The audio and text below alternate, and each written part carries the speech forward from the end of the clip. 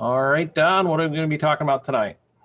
Well, I posted on there about doing some testimonials. I don't know if people want to get their name out there, but we're trying to get together and do a DVD to where we can get like all of the students, if you want to participate in it, mention your website, what you're selling, and that you've been a student, how long you've been a student, and try to keep it like 3 minutes or under, just a little short thing. And we'll see how many we can get, and we'll post that up. And I did a video and put it up on YouTube already, and it's got almost 100 views and put it up about an hour ago. Basically, it's two brand new students, and we're at the end of February. They've never done splits before. So I got a good strong hive, and we did a short little video on it. You can see it's a double deep, pretty well packed with bees, and we're making splits. We made 8 splits in probably an hour and a half, 2 hours, which is, it's slow for a commercial beekeeper, but for new students that's getting around and starting to handle bees on their own, they actually do the work themselves here. And I put that video up to show that we're doing small, hands-on, 2, maybe 3 students at a time. So it's not like going to some big bee place and you have 30 or 40 people there and no one gets a chance to touch the bees. You're watching movies and that. So I thought I'd put that up. And then I've got a new product out there that's not mine. I got samples sent to me. We put that on, and I'll try to get a video to show how that's doing. So far, it looks like the bees are taking it up pretty good. But, if the bees are hungry, they're going to eat about anything. But a lot of times, if you get into commercial beekeeping, you're going to get yourself out there where you get a lot of samples. People want you to endorse it or to talk about it. So I'm giving them a shot at it and see what they're going to do with it. So since we got a lot of new people coming in all the time, try to keep all your questions to like 3 minutes to the point. And then if you got plenty of time, then, we get back to you and we can talk some more on it. But let's give all the new people a chance to express themselves and ask the questions. I know all the old timers get tired of hearing the same old thing, but it's interesting to see how fast the students come along. So who's got the first questions? Nobody's got their hands up yet. Everybody's being shy first thing as normal. Pretend like there's a big barbecue sandwich at the top of the screen. Looks like Nancy has a question. Oh, where'd she go? Go ahead, Nancy. Okay, Nope, you just muted yourself again. Unmute. Unmute. Okay. There you go. Okay. Hey, hi, Don. Hey. Hi, everyone. I have a question. Donovan wants to come and visit you. He'll just bring our old camper. He wants to be there for probably a couple months. He wants to learn how to do the queens. Okay. So when's a good time? He's still a senior in high school, so he'll come next year.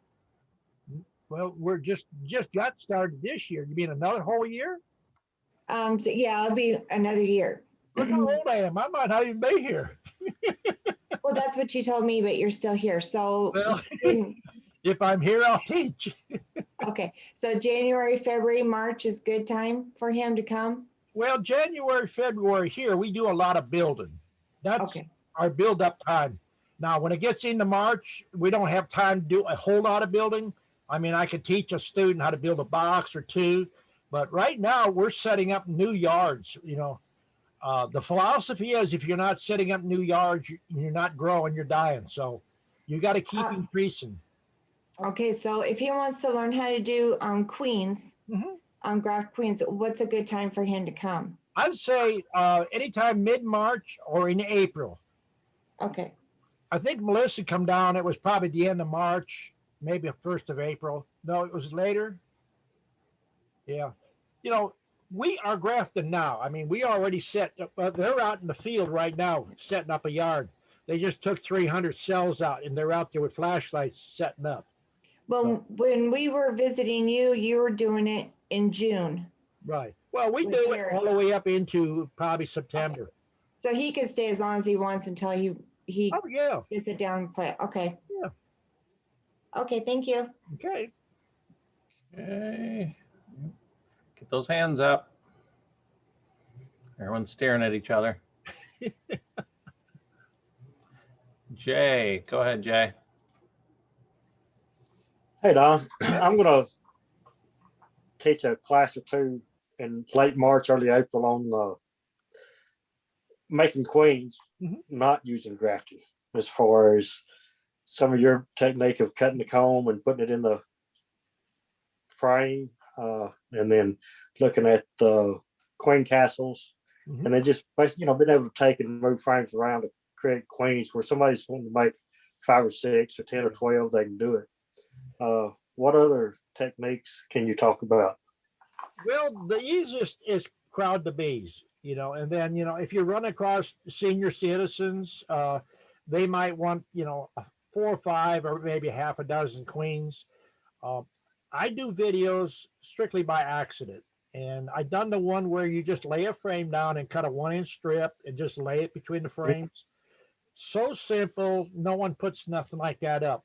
And the 2 older men that come to see us grafting, that's how that started. They said, well, that's fine. You can see, we have bad eyesight and everything else. So I try to explain them in a nice way. There's no excuses. I mean, it might be slower, but you can still make queens. I mean, yeah, crowding is usually the best way. If you're going to do classes, I would get you some mediums, some deeps, some 5 frames, some 8 frames. And if you got some 10 frames, get a variety of boxes and explain, principles of what you do with each box.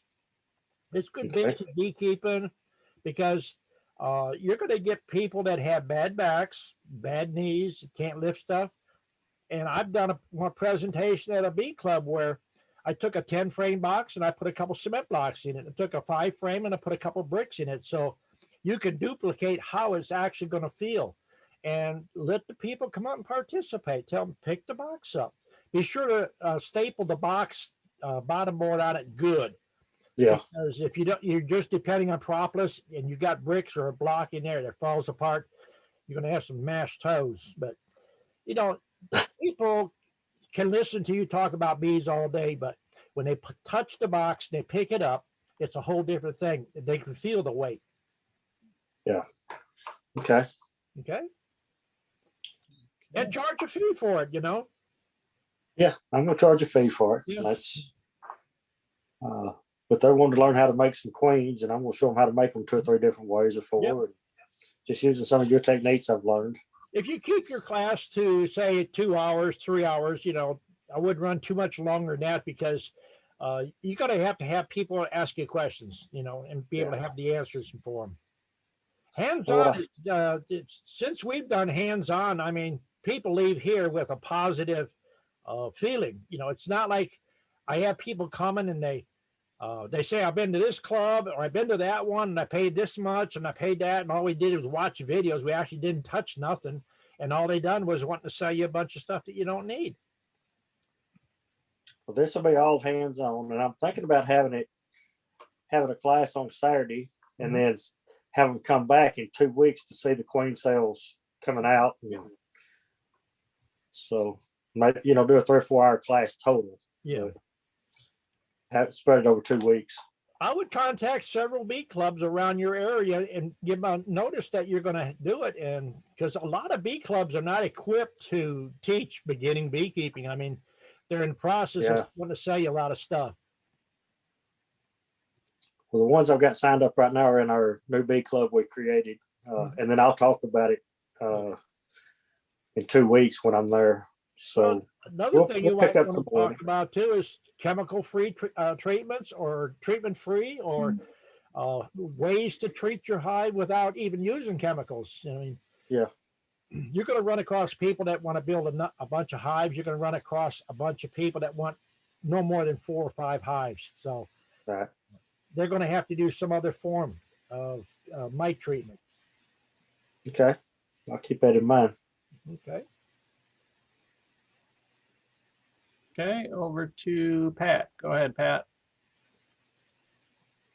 Hi, everybody. Don, what are your first signs in spring that you look for that things are getting started?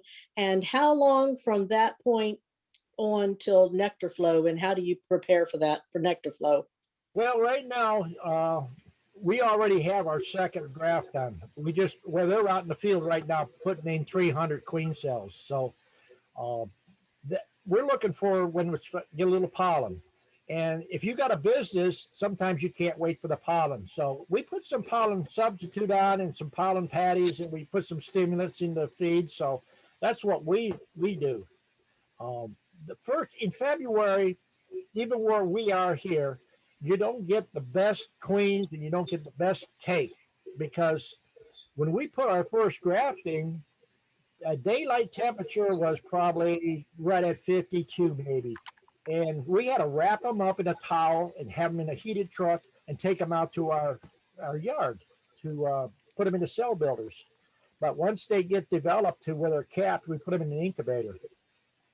That's what we do. And now, if you're like a backyard beekeeper, when you see the pine trees blooming and when you see dust clouds, there's no way you can make a mistake making queens. I mean, that's the best way to make them right there. Crowding is your best way. You know, if you have a small amount, you're going to get good queens. Don't use wire in there. If you're going to worry about it collapsing, use fishing line. That way you can cut your cells out. But try to keep it as natural as possible. All the techniques that I talk about, they work. It depends on how many cells you want. See, right now, I mean, some people 300 is a lot.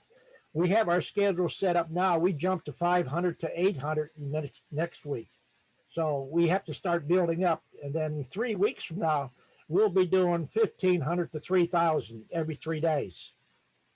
Because another thing too is if you're grafting at the house there, always have extra cells and let people know we have ripe queen cells. There's people come buy packages or stop by and buy queen cells. And you really don't have a whole lot in queen cells. You take one cell builder out there and you throw your grafts in there. You've got 45 on a frame, throw 2 frames, you got 90.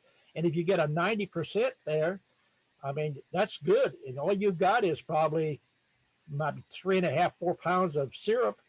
You put them in the incubator, and when they're ready to hatch, the day before they hatch, you sell them. You're making $5 a piece, no guarantees.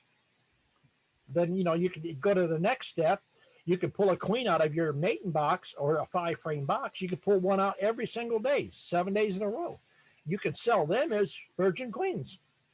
You have a little bit more time in there, but if you're talking about volume, you can do several hundred with just a few boxes. Now, if you're selling mated queens, you pull your schedule out about every 14 or 17 days. You can pull a mated queen out of there. There's a lot of ways I keep telling people to skin the cat. All right, over to Nancy. Go ahead, Nancy.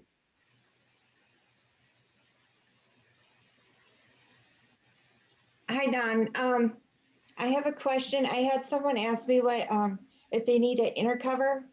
Well, I know the inner covers, the main purpose is to provide like pollen and stuff for inside the, or what is it for? And I don't know. I think a lot of people listen to the bee suppliers selling you extra stuff. I have never found any good it has done other than if you're going to pull a lot of honey. An inner cover works good because it's got a oval hole in there. You put your queen, a one-way escape in it, puts you some bee go on the bottom. But when I stopped using inner covers many years ago, I eliminated my ant problem, my roach problem, hive beetle problem, all that stuff. so if they're doing honey, that was her purpose. She's doing honey, and I said, oh, you don't need that. That's just one of those things that you don't need. But then I got to thinking she might need it because she's doing honey and I'm doing something totally different. So there's people that like to do that extra step. okay. So I mean, it serves no purpose. If you stop and think about when you open a hive up, you pull that lid off, now you're pumping up this thing that's stuck to the inner cover. okay. You know, if you got a good fitting inner cover, it's going to be glued down. Those bees make that seal perfect. Okay. I think years ago, I'm talking like 40s and the 50s, it was done for honey producers because they used to stack stacks of boxes that was full of honey. And that inner cover was put on the top and they put a fume board on the bottom. and the fumes would run those bees out that one-way exit. That little, it's got two little fingers in that oval thing, like that. And the Okay. two little fingers, as the bees come through, it's like a turn gate. It opens and lets them out and it closes. They can't get back in. That's what I always seen it for. Okay, well, thank you, because I encourage her to watch your videos. She's brand new. Dave, we delivered her boxes to her that Dave made, and she's already bought her package already, but I invited her to the bee yard. I'm doing 7 separate weekends this spring, just inviting people that are brand new, that have never had bees or never experienced being around bees, just to watch me work my hives. And we're getting a response from people ordering boxes from Dave. Yeah. So I mean, it's working out really nice. Right now, if I had the help here with a sawmill, we could make boxes next to nothing. And boxes right now, I guess a deep probably about $18 to $25 for a deep right now. And now I have cut some boxes for people that like to make them real fancy.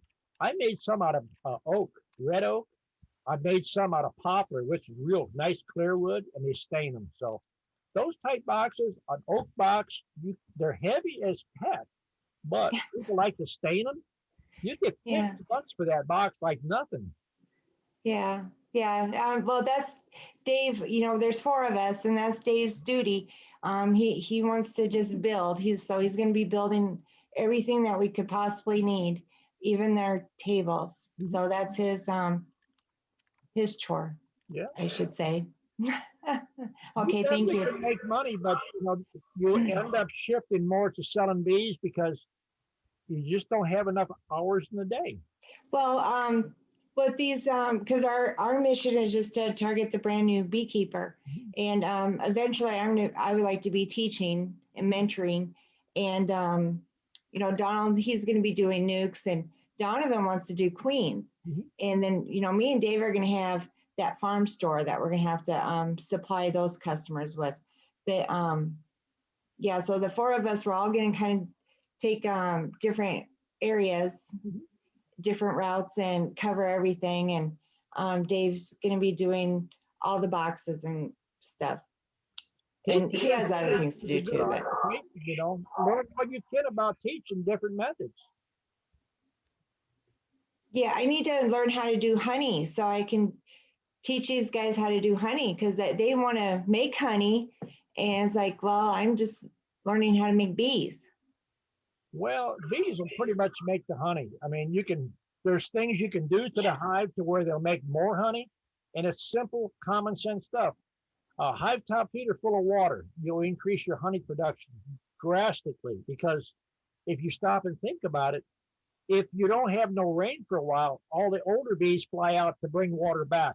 Those young bees that can't fly or haven't oriented, they have to have water brought to them. Yeah, I remember you saying on top, they use it for cleansing, cooling, and for drinking. Yeah, I remember you saying they can make 30% more honey just providing water through a bucket.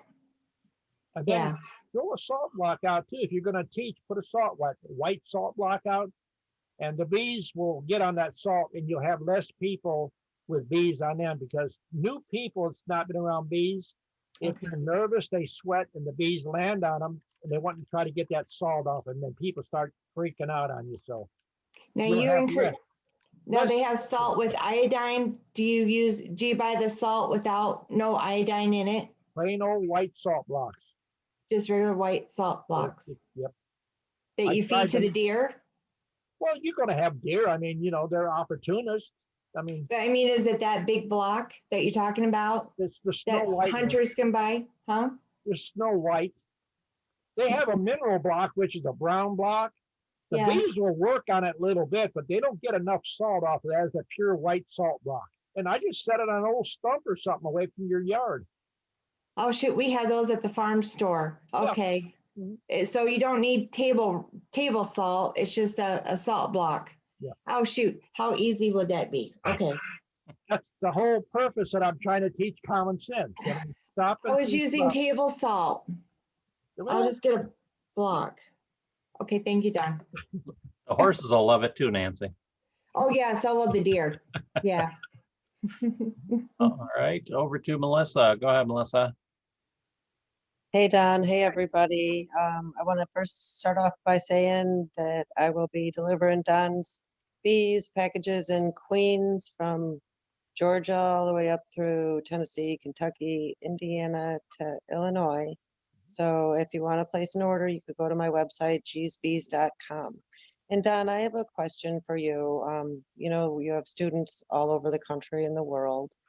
What's a good indication for people to know when to start feeding liquid?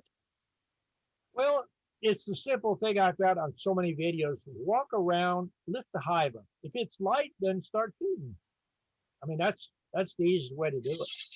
When Right it's still now, if getting you get a chance to freezing? look at the videos, I'm actually pulling honey. And this is the end of February. It's not predated. It's not an old video. I just put it up and we shot it about an hour before I put it up. And we are actually pulling out frames of honey. I don't want it. I'm using it to make splits. So, Yeah, but you're in a warmer climate than me and a lot of other people. Like we chatted last week about the hive, temperatures you and go around the back of your hive, you lift it up. You're asking about when to feed. So no no matter liquid. where you When to live, you feed, lift the hive up. when to feed liquid. Well, if you got enough to care of me in the fall, you shouldn't have to do any. Now, if you are running short for some reason, like extended winter, I would recommend just dumping some dry sugar in the back. You know, use the moisture inside the hive to liquefy it a little bit. But keep the moisture out of the hive, you know, especially where you are, you know. Until when can I start liquid feed? Eh, you know, if I tell you a date, then you're going to hold that against me because No, I'm not asking for a date. if you see like several days in a row where the bees are flying and they're staying, you know, fairly warm, go ahead and feed them. Feed them okay. thicker sugar, you know, sugar water. Don't cut it down to 1-to-1. I mean, you're just putting too much moisture in there. And if you're worried about that, you can save your honey from the previous year, put it in a honey bear or a ketchup dispenser, and just turn the frame sideways and squirt it into the frames and just let it sit there or shake it and then set it back against your cluster. That gives you a good, quick emergency feed. Thank you. Okay. I hope that answered your question. You get your crystal ball and you look in it.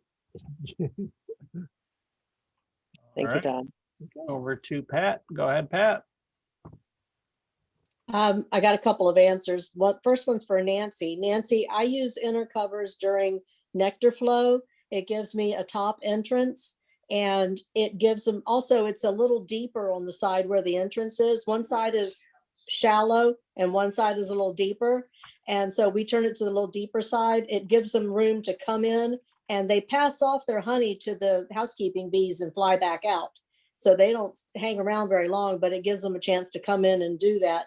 And during a heavy nectar flow, I have the bottom entrance, I have an Amiri shim, and then I use my inner cover hole as the top entrance, and they're hitting all three entrances heavy. So you can use it for that. And then in the winter, you can remove it to close down, or you can just push the lid back against the hole so that it covers that up, cuts down on the airflow from the cold. And for Melissa, I set up exterior feeding stations about 20 feet from my hives for the liquid. Any day it's above 50, they're going to be flying. I'll set up a feeding station. It makes them have something to do. They don't store that, but they'll use that day and the next day, and it can get them through a cold spell. If you're still having really cold, the best thing is the dry sugar until you get those temperatures up during the day.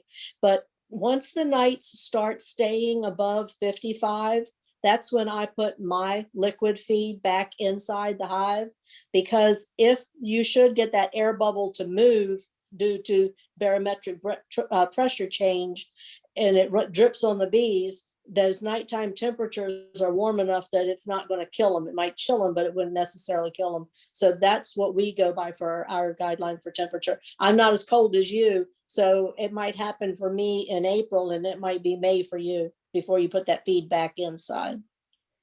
Yeah. That's all. All right. Back to Nancy. Go ahead, Nancy.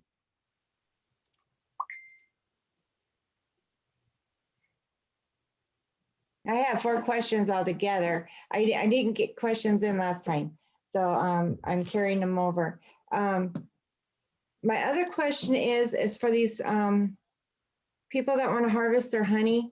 How many like wildflowers, like an acre for like if you had a 10 frame hive, how much land does that person need to produce quite a bit of honey from native flowers,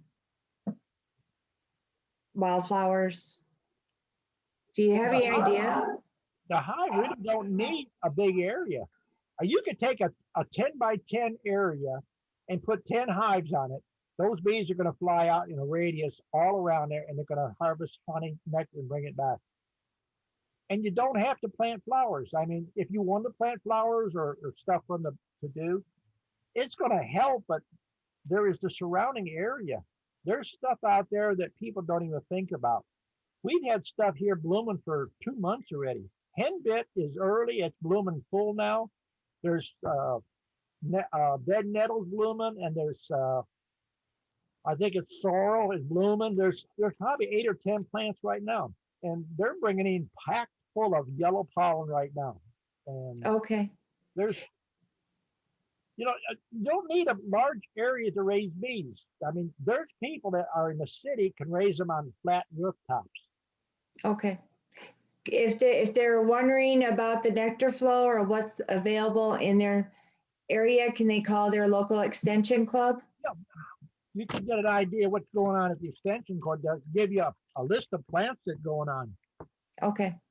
Thank you. Okay, and no other hands up right now. Come on, somebody's got to have a question, comment. Really, Nancy? Go ahead. Unmute. Yes, I had 4 altogether because I didn't talk last time. Okay, now I was in my beehive, my bee yard. I lost 2 hives, and I know it's because of the moisture, because the bees they're soft and they felt damp. So my question is, what do I do with the frames? Should I don't want to leave them in the box. I cleaned out the 2 boxes, but I have these frames. I suppose I could cut the wax out and add it to my chores for next winter, but what should I do with the frames? Well, you say they're moldy? No, the bees were soft and they're damp feeling, so I know they got hit with moisture. Well, Thank basically, goodness it was you just take 2 that of them. frame and just turn it sideways and bump it with your hand, or you tap it with your hive tool and get all the dead bees out. And then you can put the box in your garage, and then just every box reverse it, put it the box first and then 90 degrees to that, open it up to let the air circulate. And on a good warm day, put 1 frame at a time, in a strong hive. Okay, Some people will freeze them. We are at a scale, I would have to have 6 or 8 tractor trailers yeah, with reefer units to keep it, cold. We leave a lot sitting out on a stand. Take the lid off of it. If you keep the lid off of it, you're going to get a little air in it. Keep Okay. some mice out of it. If you close it up too much, it molds more, and you have more problems. Your wax moths start building up. okay. Thank you, Don. That was all my questions I had for two nights now. Thank you. Are we No sure? problem. Yes, we're sure, E. All right, over to Todd. Go ahead, Todd. Hey, Don, couple quick questions. One, the cappings that bees make on brood and honey, are they the same or is there a difference? Wax is wax. I mean, on honey, it's going to be a little bit lighter. The bees walk on it, it's going to start changing color. But are you talking about selling it for cosmetics or something? No. Because, yesterday the news with the EPA came out about oxalic acids approved for use when honey supers are on. Mhm. So I'm thinking, why did it take them so long? I mean, if they knew that it couldn't penetrate the wax capping on brood, besides having open honey or honey that's not done yet, I'm just wondering why it took them so long. And Does the it's government do anything quick? well, yeah, it's true. Uh, So, I kind of knew the answer to that, but I was just checking. everybody has their own personal feelings about it. I have treated with oxalic acid with honey on it. And to me, if you eat spinach or beet tops or a lot of green stuff, you'd have to eat a bushel of it to have any kind of effect on you because it's got the same amount of oxalic acid. Yeah. I mean, you could take drinking water to an extreme and die from that, There's enough problems in the world. Keep the bees happy and, healthy. Yeah.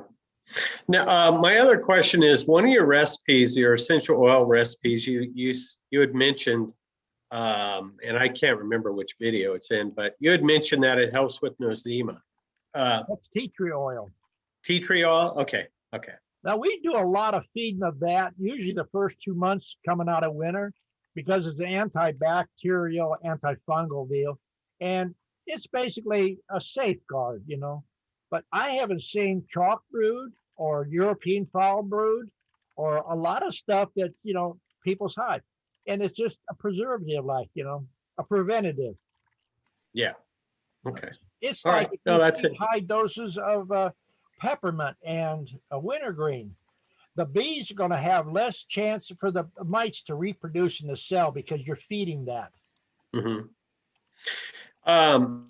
Chalk brood, is that a queen related problem or more of a cold weather issue where they don't cover the brood? Well, there's stone brood, chalk brood, and a lot of that comes from moisture in the hive and then in bad conditions and stuff, temperatures and that. Okay. If you keep the hive plenty of ventilation, it's just like the bees have common sense. I grew up in the north and I was used to sleep with the window cracked about 2 inches half of the winter. And my body says I'm too cold. I get up and close the window. And you can put a vent hole in the front of that hive and in the back and put a screen over it. If the bees think it's too much ventilation, they'll propolize it shut. Mm-hmm. I've even had a video and I described in Ohio, I had bees all over the place. In one yard, I forgot to put entrance reducers in. The bees automatically closed the entrance up to about 3 inches. I mean, it was one big gooey propolis across there in about 3 inches. The bees are smarter than we are. Yep. And if you leave them alone in the woods, they survive. You put beekeepers there with all their gadgets and stuff that cause problems. No, I understand. I just keep it simple. It works good that way. Yep. All right. Thank you, Don. Okay, over to David and Tracy. Go ahead, guys. Hey, good evening, Don. David and Tracy here, and from West Houston, and so we're selling nukes and queens with Don stock, and of course we're benefited from a lot of good training from Don, and I want to just pass the word along to make sure people go see Don when you get a chance, get some hands-on training. I think it's the best. So it's really good. Hey, Don, one other thing I wanted to ask you, coming out of the Texas freeze last week, our hives did well. I think we lost 2 out of 200 overall, lots of food for them. So they were in good shape. We're going through our second queen graft now, and we'll split more Monday. But do you have advice for folks that are just coming out of the freeze, what to do, what not to do with bees? Of course, it's warm now, but what should you be looking for after the bees have been in the bee hive for that long? Well, what you want to do is check all the frames, on a warm day.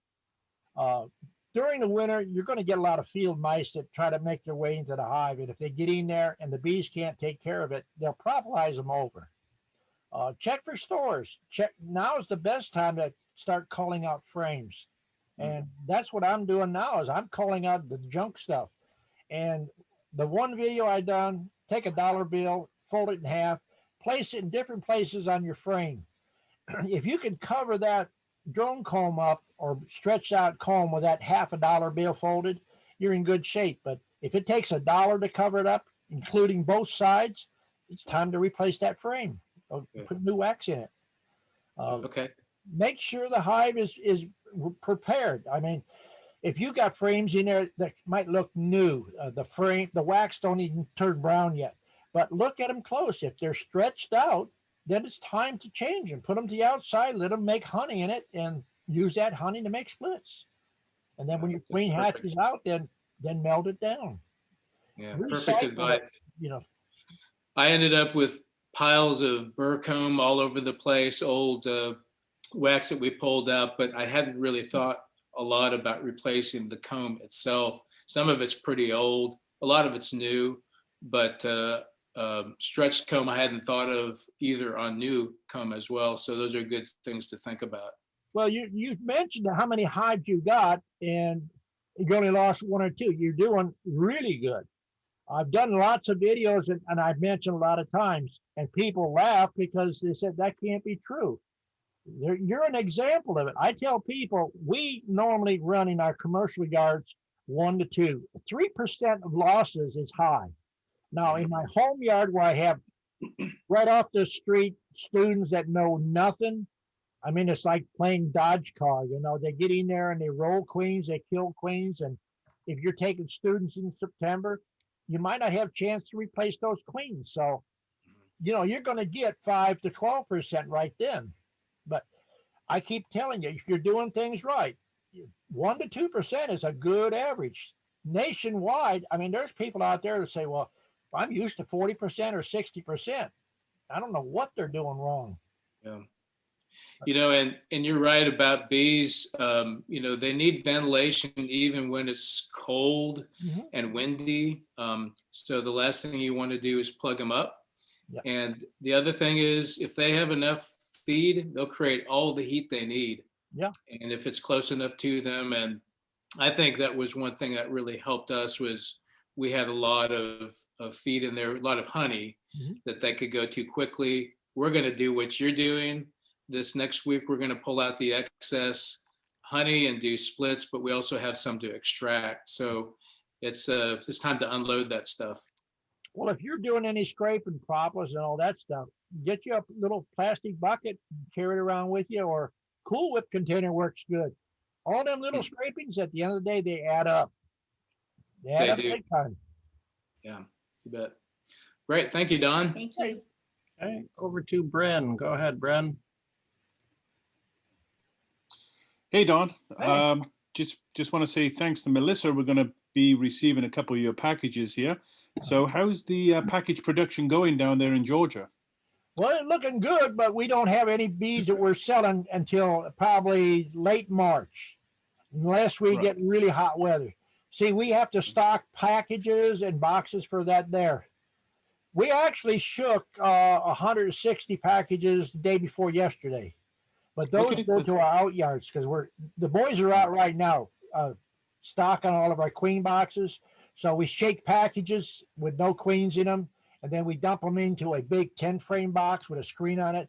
We spray them down, and when actually there's a video that the Sand Shafers took last year of the queen yard where Jerry was going with a dipper and dipped out a cup of bees and dumped it in each hive.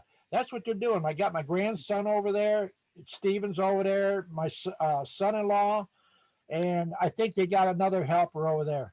And Jerry and Tina's over there. So they're stocking up. I think there's 500 boxes they're stocking up.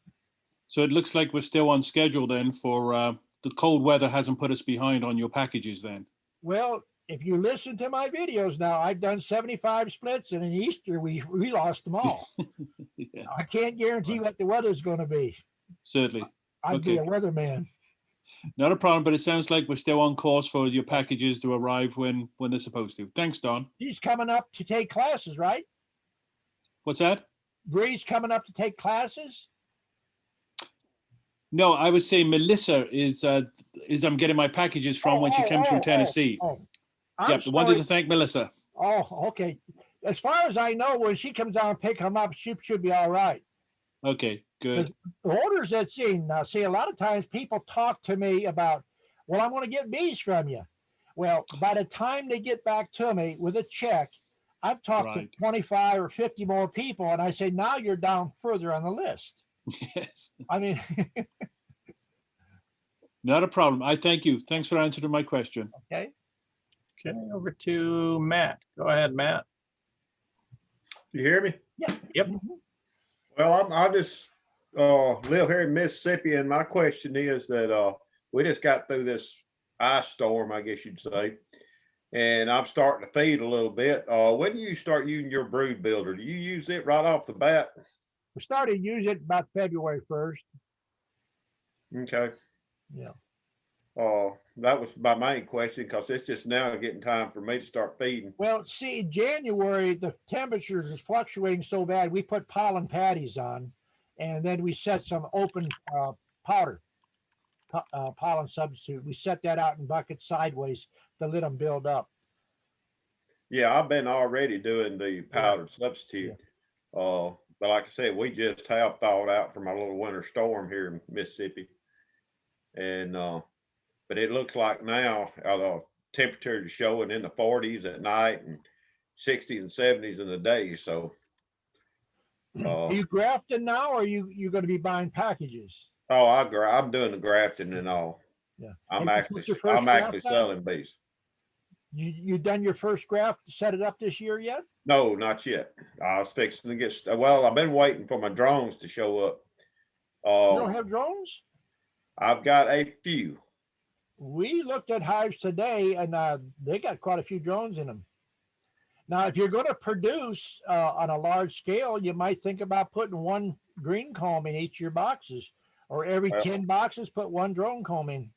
Yeah, which I've done that. I'm late about doing that. They hadn't filled them out yet, but Are you putting them in the center? no, I'm putting them on the outside. Do I need to put them in the center? Where's the most heat in that beehive? That'd be in the center. And where the nursery needs to be warm, don't it? Yeah. I always teach common sense. So you start off putting a green cone in the middle then. Well, I can't tell anybody what they should do. I have to use every trick that I can use. I have to get the edge. Yeah. You know, Which that's it's like- basically what I'm trying to do. But there's a lot of people tell you can't graft. Well, yeah, the stuff that we do sounds stupid to people. We're in a nice warm room, we graft, we wrap the thing up in a nice warm towel in a vehicle and drive 500, 600 yards. Yeah, and put them in a hive. Yeah, that's a lot of extra nonsense, but who's out of the gate first? Who's producing queens first? So, you know, there's a lot of things I can tell you can do, but the average young beekeeper coming, he's got 1 or 2 hives. He tries it, and he loses hive because it froze or chilled out, you know? yeah, which I'm still playing it a little on the safe side. I probably could have, started earlier, but we had all that ice storm here a couple of weeks ago and temperature dropped down to single digits. I probably didn't need to be doing nothing then for sure. What size incubator are you using? You talking about what size, a cell starter?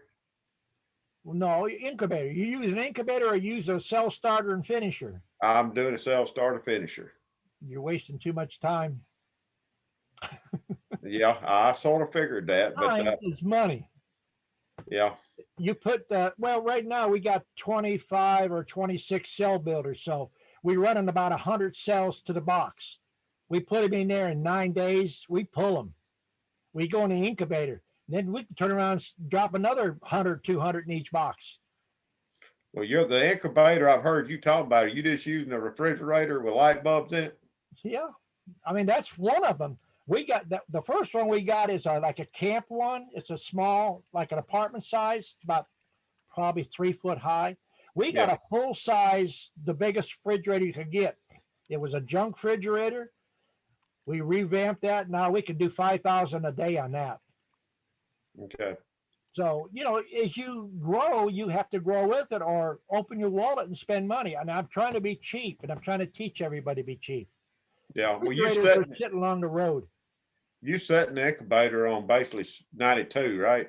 Yeah, 91, 92. We used to put a little cup of water in there, and we found that we don't need to do that. No, where you just set it on 92, 91, 92, and just let it go. Let it go. Okay. Get you a big calendar and mark when you put them in, because you're going to have to wait identifying when they're coming out, because you're going to have sometimes a week and a half of cells in there. You can talk about, on a large scale, anywhere from 1,000 to 10,000 cells in there. Yeah, well, I'm not that big yet. I'm basically sitting at about 70 hives, and so I'm not to that scale yet. But I'm If you headed in follow that just direction. 10% what I'm trying to explain to people, you get there, no problem. You won't build Well, boxes fast enough. well, like I said, when I first started, I didn't have but 5, and I jumped up real fast. Mhm. I mean, I'm doing okay, but I do need to get me an incubator. I do know that. You can eliminate that cell builder, then I've done a timing box. I've done a video on that. That's another thing. If you're not sure of what you're grafting at, put your 2 vertical queen excluders in there. Put your queen in there with 4 frames, and then you got frames of bees on each side of the extractor or the excluder. And if you're going to graft on Wednesday, Sunday, you take the frame from the outside of the queen excluder, you pull 1 frame out between the queen excluder, put a thumbtack on it, stick it in there, make sure the queen stays between the 2 excluders. When you come back on Wednesday, everything is 3 days old. So Yeah. basically, you can get your timing down to within an hour to 3 hours of everything coming out at one time. Well, that is one problem I'm having with my grafting. I hadn't got my timing fixed exactly right, and because I, excuse me, like I said, when I'm starting to graft, I'm having a little bit of trouble identifying the 3 and 4 year old, Mhm. and so I probably do need to do that where I can get more used to picking the exact age out. Well, I'm trying to give a lot of free tips out there. I think some people's going to use them, some won't use them. They're simple and they work. I probably could write a book on it, but I'm trying to Yeah. put enough free stuff out there. Hopefully, enough people start teaching my methods that we can do away with these mass production of everything. Well, as far as you talking about an incubator, I could get a incubator actually from my brother. He raises chickens. Yeah. And he's got an old one that he don't like because he's upgraded his incubators, and it would work fine.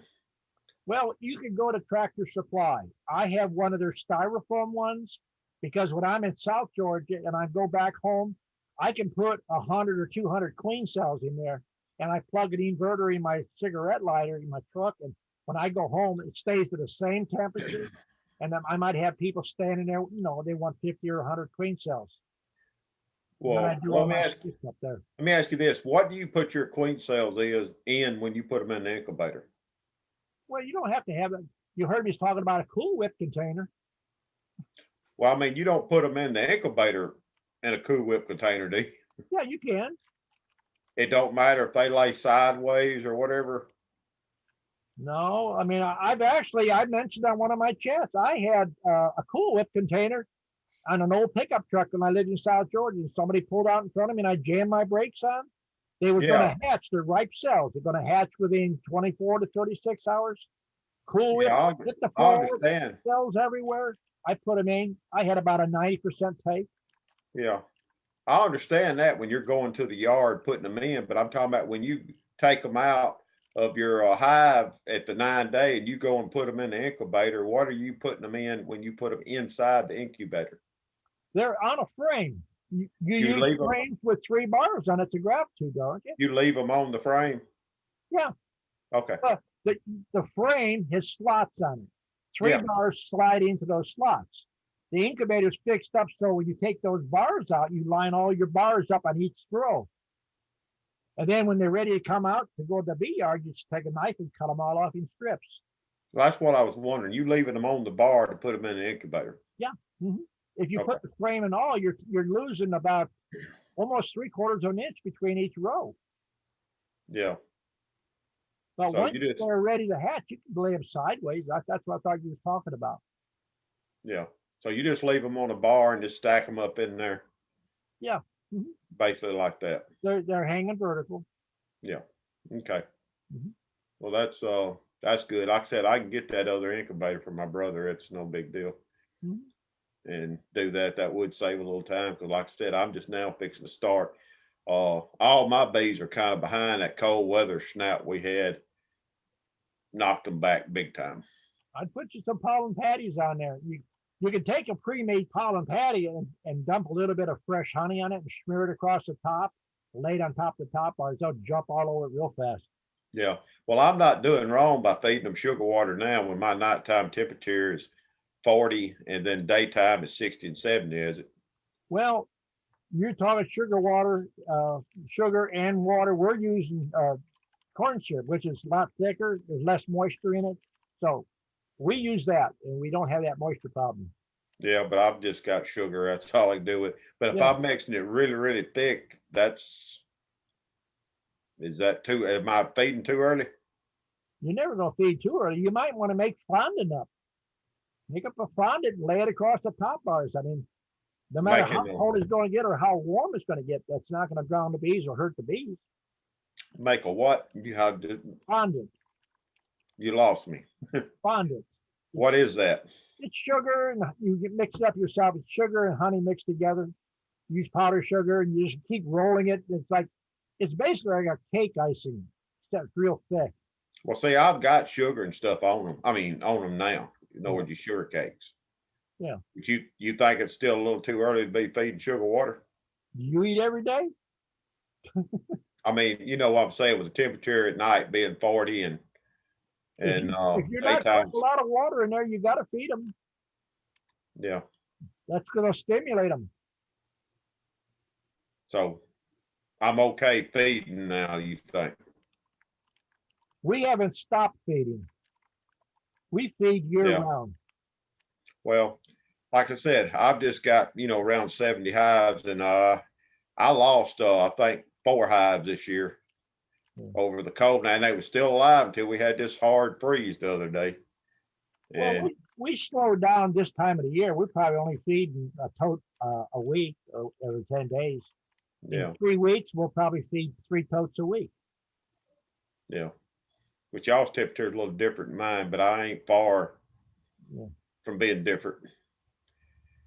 Yeah, the last 2 days we've had almost 80, but then a few days before that we was down in the 50s and 60s. So it hasn't stabilized. Next week's going to be in the 60s or maybe low 70s. Well, see, ours is basically in the daytime it's 50 and 65, and at night it's like 40 to 50. Mm-hmm. So we ain't quite where you're at yet, temperature wise. Well, when the weather warms up, they're going to start going. You should have stuff over where you're at blooming. I've seen snow melt and dandelions come out and start blooming again. Yeah, we've got the dandelions. They blooming. Is henbit blooming where you're at? Not that I've seen any. Yeah, it's been blooming about 4 weeks, 5 weeks right now. Yeah. Well, like I said, I'm trying to watch everything, but the dandelions is the only thing I've seen really blooming so far.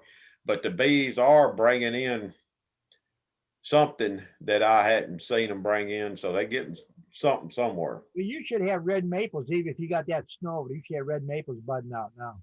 Well, probably do, but right where I'm at, I'll be honest, I don't know where there's a red maple at right here around my house. So I'm not for sure, but I do know where one's at about 5 miles down the road. I ought to go down there and look and see. But like I said, I'm just right here. I'm like a week or 2 off from one way or the other, for sure. Yeah. But yeah, that's basically my question. That's really all I've got right now. Okay. Over to Dennis. Go ahead, Dennis. All right, can you hear me? Yep. All right, I'm just letting everybody know I am going to make it to Don's second week of April. So anybody wants any packages, get a hold of me.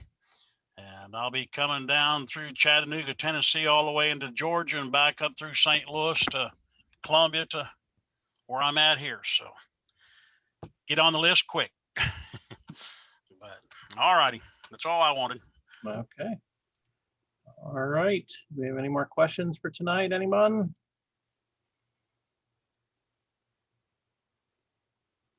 Jameson, do you have a question? Unmute. Yeah. I'm fixing to get bees from Greg. Would it be package bees, that is? Would it be better to dump them in a 5-frame nuke or go ahead and dump them into a 10-frame? The smaller the box, they're going to build faster. They can hold the heat, get the heat hot in there. They're going to lay the babies faster. Big box, they got to heat it up more. Okay, that's all I got. It was easy.